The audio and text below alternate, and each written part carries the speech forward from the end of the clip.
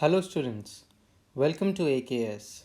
Today we will look into the gist of PIV for the third week of September. World Ozone Day. The Union Minister of State for Environment, Forest and Climate Change spoke at an event in New Delhi to mark the World Ozone Day. He highlighted the fact that India became one of the first countries in the world to launch a comprehensive cooling action plan in March 2019, which has a long term vision to address the cooling requirement across various sectors such as residential and commercial buildings, cold chain, refrigeration, and transport facilities. The India Cooling Action Plan lists out various actions which can help reducing the cooling demand, which will also help in reducing both direct and indirect emissions.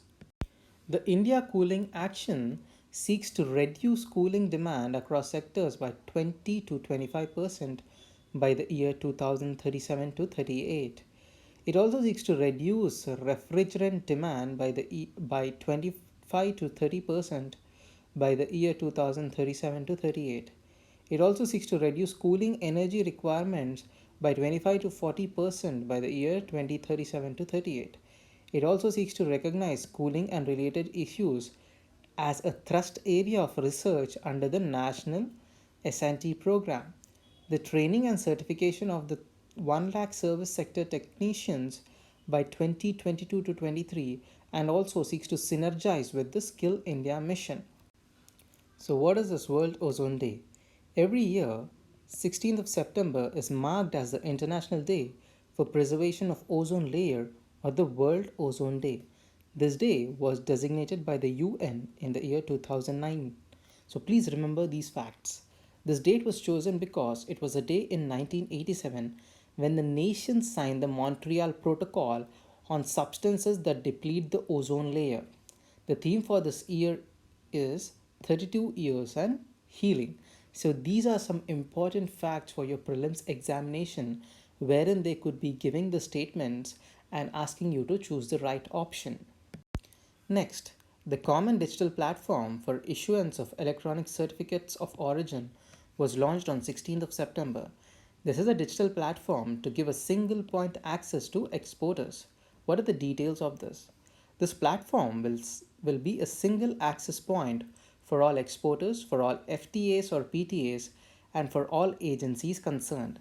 The certificate of origin will be issued electronically, which can be in paperless format if agreed to by the partner countries.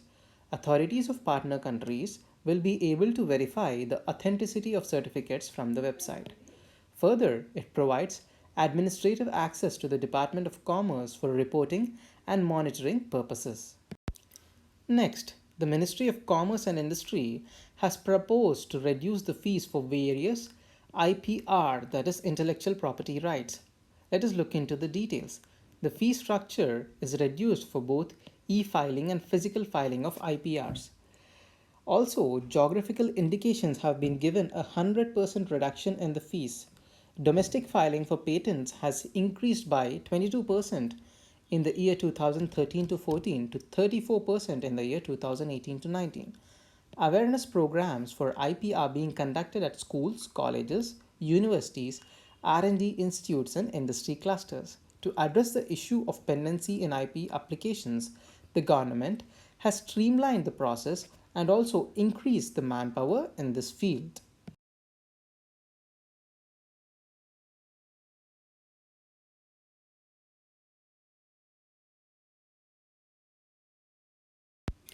Sansadan Hackathon. What is the context for this?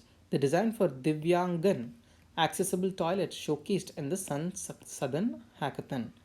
What are the details of this? The participants of the Sansadan Hackathon came up with a thought provoking idea for accessible toilets for the physically challenged, that is, Divyangans. About the Sansadan Hackathon. It is organized jointly by the Ministry of Jal Shakti and the Department of Empowerment of Persons with Disabilities in collaboration with the Atal Mission and Niti Aayog. The Bill and Melinda Gates Foundation and the 91 Spring Board were also part of this initiative. This was also an initiative under the Swachh Bharat mission. Applications were invited for designs that make toilets smarter, accessible, and easier to use. The government said that it was looking for a smart, scalable, and innovative solutions for economical toilets for individual and community use in rural and urban contexts. Three innovators were selected winners from the shortlisted 21 applications. Next, the Union Labour Minister gave away the Vishwakarma Rashtriya Puraskar and the National Safety Awards for the performance year 2017. This award scheme is operated by the Director General, Factory Advice Service and Labour Disputes in Mumbai. This is an attached office of the Ministry of Labour and Employment. So please remember these kind of facts which are important for your prelims examination. So, what is this Vishwakarma Rashtriya Puraskar? This award was previously known as Shramveer National Awards.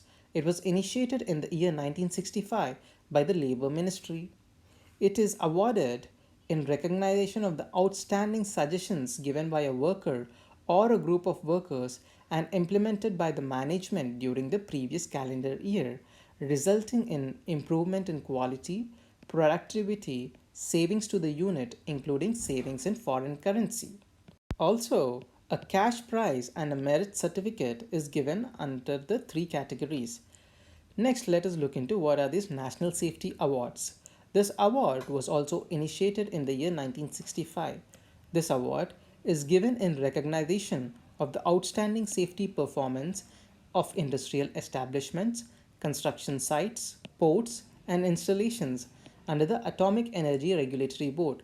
The objective behind the award is to stimulate and maintain the interests of both the management and the workers in accident prevention programs. The awardees get a shield and a merit certificate. These awards are given in 12 schemes, that is 10 for factories or installations or construction sites and 2 for ports. Next, bronze idol of Buddha seated in Bhumi Sparsha Mudra. What is the context for this? The finance minister handed over an antique bronze idol of Buddha to the Minister of State and Culture as well as Tourism on 17th of September at New Delhi. What are the details for this? The idol has been stolen from the Nalanda Museum of the Archaeological Survey of India in the year 1961 and had resurfaced at an auction in Maastricht in the Netherlands, organized by a London based dealer in the year 2018. On receiving this information, the Directorate of Revenue Intelligence Officer in London contacted the Art and Antique Unit of the Metropolitan Police UK. The ASI also certified that the statue was stolen from the Archaeological Museum in Nalanda. So here you can look at Buddha in the Bhumi Sparsha Mudra. The International Council of Museums also inspected the image and confirmed that it was the same as the one which is stolen from Nalanda in the year 1961. The India Pride Project, an online volunteer group of art enthusiasts, played a key active role in the identification of the idol. So please remember this project, that is the India Pride Project. Is this a government project? No, it is a group of online voluntary art enthusiasts. Okay, the stolen Buddha statue is documented as seated Buddha in the Bhumi Sparsha Mudra of the 12th century. Okay, so what is this Bhumi Sparsha Mudra? This is a common pose found in the idols of Buddha in many countries. This means touching the earth, Bhumi Sparsha, that is touching the earth. In this posture, the right hand points downwards toward the earth, hanging over the knee and the palm facing inwards. The left hand rests on the lap with the palm upright. What is the significance of this pose? This pose represents the moment when Buddha attained enlightenment. It stands for calling the Mother Earth to witness the truth that Buddha is now Tathagata. Okay, so that is, he is now an enlightened being.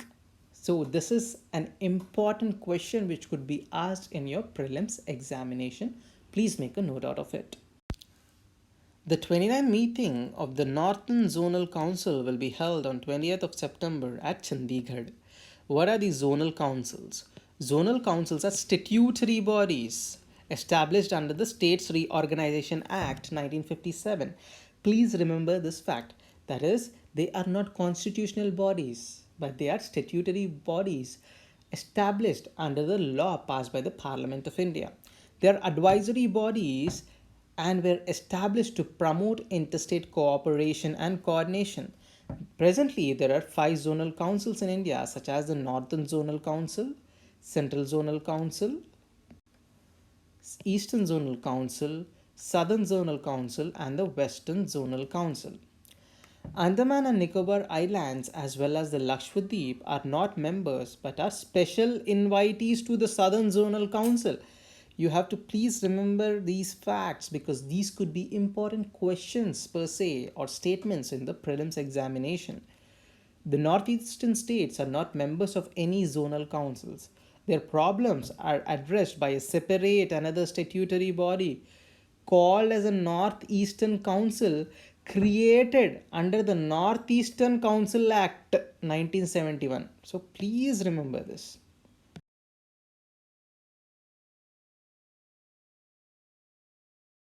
Next, Atomic Energy Commission. What is the context that we have to look into?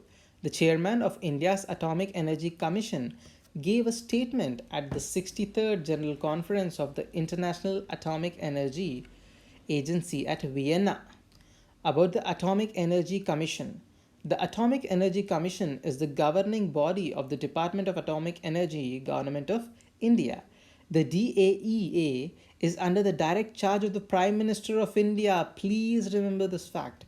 It was established in the year 1948.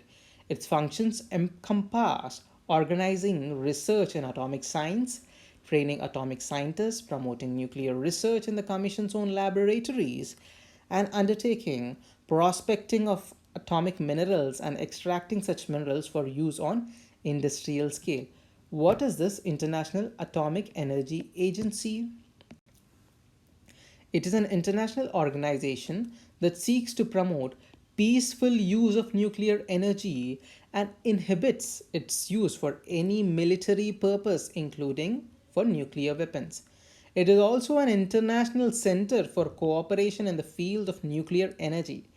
It works with member states and multiple partners worldwide so as to promote safe, secure, and peaceful use of nuclear technologies.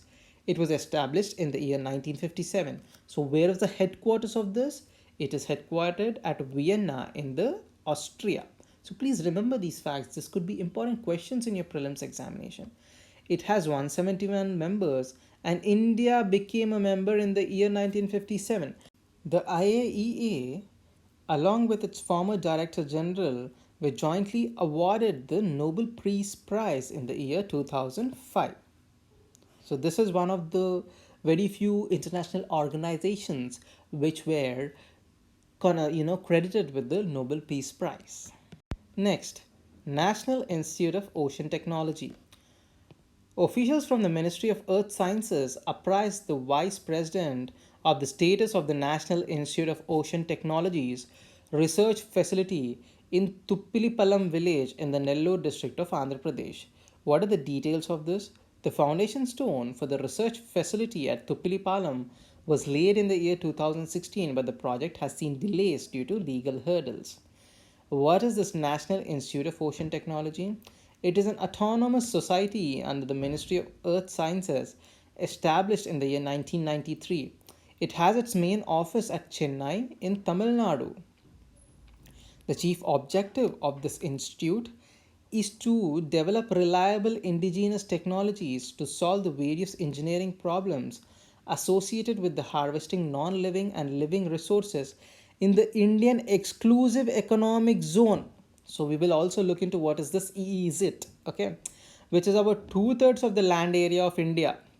The institute engages in developing technologies for sustainable utilization of ocean resources. So what is this exclusive economic zone?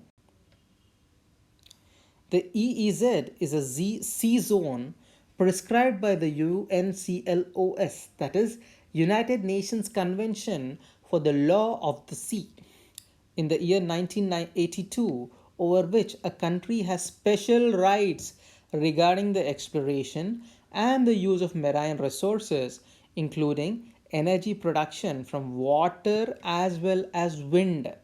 It stretches from the baseline out to 200 nautical miles from the country's coast. So please remember this. What is the area which consists of the EEZ? It is that area which is 200 nautical miles from the baseline of India's coast. The term EEZ does not include the continental shelf behind 200 nautical miles. It also does not include the territorial sea.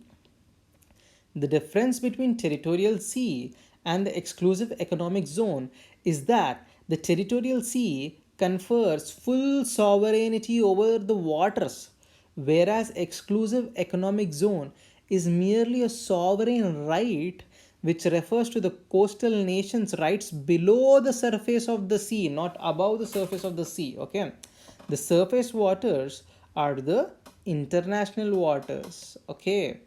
Next, the Minister of Parliamentary Affairs, Coal and Mines conferred the National Geoscience Awards for the year 2018 for outstanding contributions in the field of geosciences, mining, and allied areas to 22 scientists. What are these National Geosciences Awards? The award scheme originated in the year 1966 when the Government of India instituted the National Mineral Awards. The National Mineral Award Scheme was enlarged into the National Geosciences Award Scheme from the year 2009 onwards to foster further research in geosciences. These awards are given in 10 categories, namely mineral exploration, groundwater exploration, mining technology, mineral beneficiation, sustainable mineral development, basic and applied geosciences, geo-environmental studies, national hazard investigation, award for excellence, and young scientist award. Next, the Ministry of Human Resource Development has announced a new PPP, that is Public Private Partnership Scheme of National Educational Alliance for Technology, NEAT, for using technology for better learning outcomes in higher education. The objective of the scheme is to use artificial intelligence to make learning more personalized and customized as per the requirements of the learner. It requires the development of technologies in adaptive learning to address the diversity of learners. There are a number of startup companies developing this, and the Ministry of Human Resource Development seeks to recognize such efforts and bring them under a common platform so that learners can easily access it. The ministry wishes to make such technologies accessible to a large number of students from economically weaker sections. The ministry would create and maintain a national NEET program that would provide a one stop access to these technological solutions. EdTech companies would be responsible for developing solutions and managing the registration of learners through the NEET portal. They would be free to charge fees as per their policy. As their contributions towards the national cause, they would have to offer free coupons to the extent of 25% of the total registrations for their solution through a NEET portal. The ministry would then distribute these free coupons to economically disadvantaged students. The All India Council for Technical Education would be implementing agency for the NEET program. Expert committees would select the edtech companies. The ministry proposes to launch and start operations by the year 2019 in the month of November. Next, new Chief of Air Staff. What is the context of this? The government has decided to appoint Air Marshal AKS Bahaduria, presently the Vice Chief of Air Staff, as the next Chief of Air Staff. The position of the Chief of Air Staff is always held by the highest rank air officer, that is, Air Chief Marshal. This position is the chief head and commander of the Indian Air Force. It is also sometimes abbreviated at the CAS. Next, the 16th session of the Joint Economic Commission between India and Belgium Luxembourg Economic Union, that is BLEU, was convened in New Delhi on 17th of September 2019.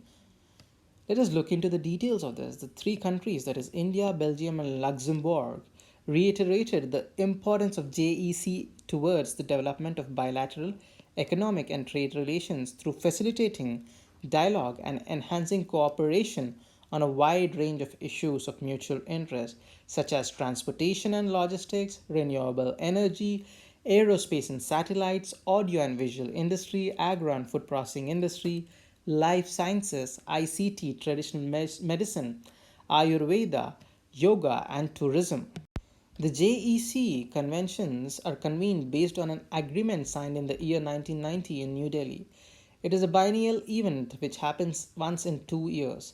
It is held in the capital cities of the three countries alternatively. It is a main vehicle for discussing economic and commercial issues between India and Blue. The JEC was set up in the year 1997. What are the facts about the trade between India and Belgium Luxembourg? The bilateral trade between India and Belgium grew 41% in the year 2018 to 19 compared to 2017 to 18. The bilateral trade between India and Luxembourg grew 150% for the same period. India is Belgium's second largest export destination and fourth largest trade partner outside the European Union, with a significant contribution from the Indian diaspora. So, what are the leading exports from Belgium to India? Gem and jewelry, chemical and chemical products, machinery and mechanical products.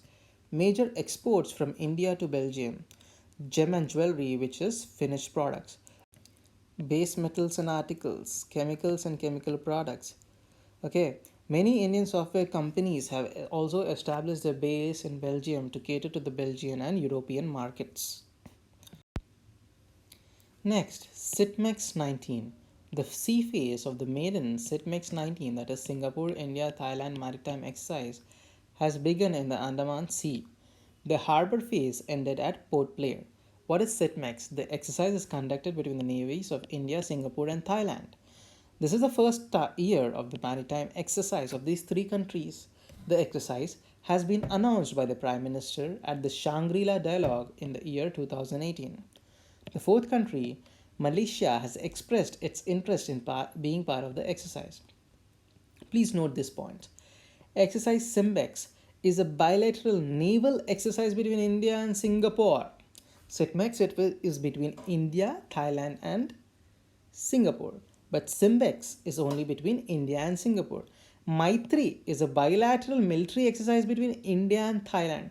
So please remember these facts because these could be potential questions in the prelims examinations.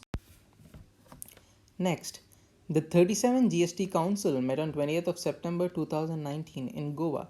It was chaired by the Finance Minister Nirmala Sitharaman. What are the key recommendations? Relaxation in annual returns filing for the MSMEs for the financial year 2017 to 18 and 2018 to 19. A committee of officers would be appointed for examining the simplification of forms for annual return and reconciliation statement. Extension of the last date for filing of appeals against orders of the appellate authority before the GST appellate tribunal, as the appellate tribunal are yet not functional. The new return system would be introduced from the year 2020 instead of the previously proposed October 2019. Suitable amendments would be made to the CGST Act and the UGST Act and the corresponding SGST Acts in view of the creation of the Union territories of Jammu and Kashmir and Ladakh. Also, the council has also took an in-principle decision to link Aadhaar with the registration of taxpayers under GST and to examine the possibility of making a 12-digit unique identification number mandatory for claiming refunds. Changes were also made to the GST rates for various goods and services. What is this GST Council?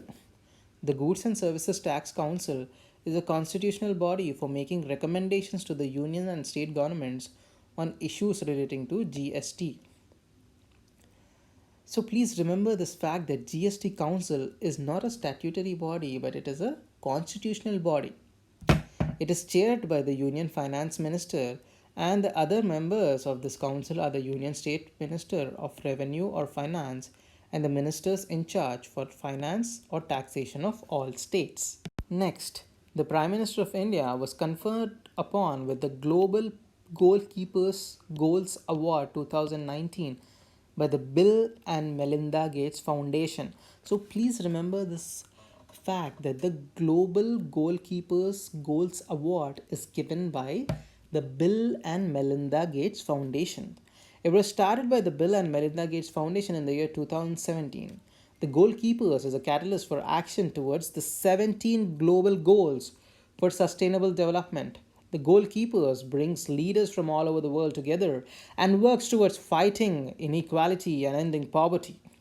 The Prime Minister Modi is being conferred upon this award for his work in sanitation through the Swachh Bharat mission. Thank you. Have a good day. To download this PDF, you can visit www.aksias.com and log into the student portal. So once you log into the student portal, you can download the gist of PIB as well as various other free resources which could be of great help to your preparation. Thank you.